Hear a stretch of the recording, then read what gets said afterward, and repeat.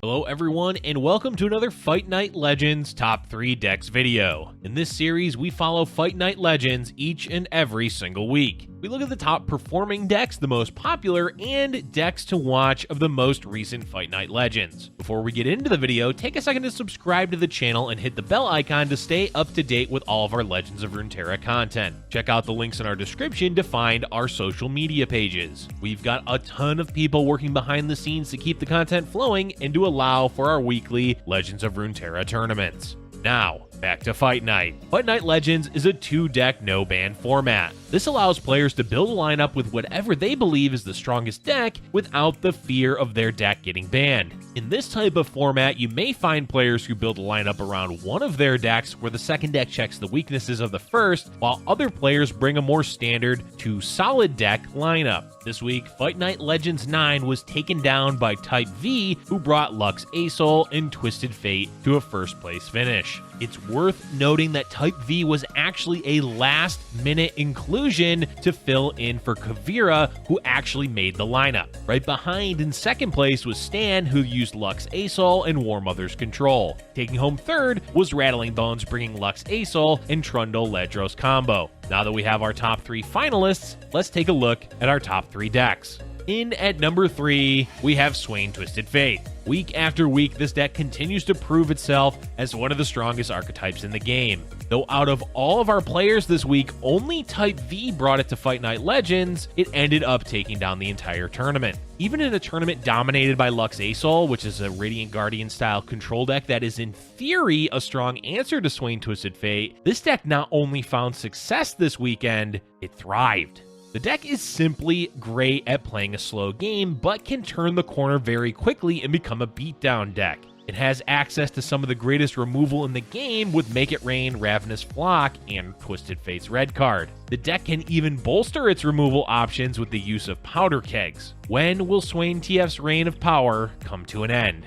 The Legends of Runeterra community may never know. A newcomer to Fight Night Legends, the Trundle Ledros combo deck aims to ramp in the first few turns so that it can develop an early Trundle to dominate the mid game. The deck is able to punish board development with AoE spells like Avalanche, Withering Wail, Icequake, and Ruination. If the board is not so threatening that it demands an answer, the Trundle will continue to ramp to its endgame.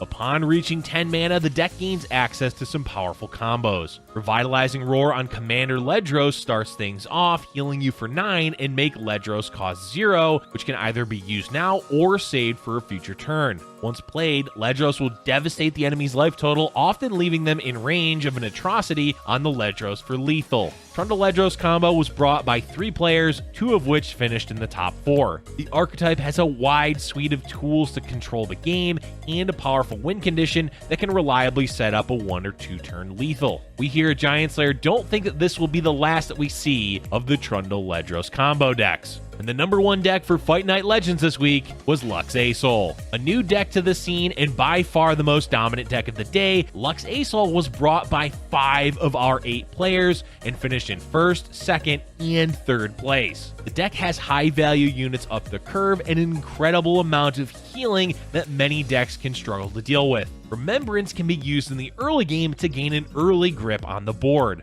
or it can be used later alongside Lux to generate a laser while developing the board as well. Its late game has few equals, as Lux lasers can provide tons of value during the late game turns where both players have access to high amounts of mana. Aurelion Soul will also provide an incredible amount of value, has a massive 10/10 body, as well as a spell shield, making it quite hard to deal with. Since the deck is able to put a decent amount of stats in play, a level up on Asol is far from rare. Radiant Guardian is a key unit in this deck, often being able to bring you from a risky position on the board to comfortably ahead. What makes Radiant Guardian so powerful is the fact that she's able to heal for huge amounts alongside of single combat or concerted strike.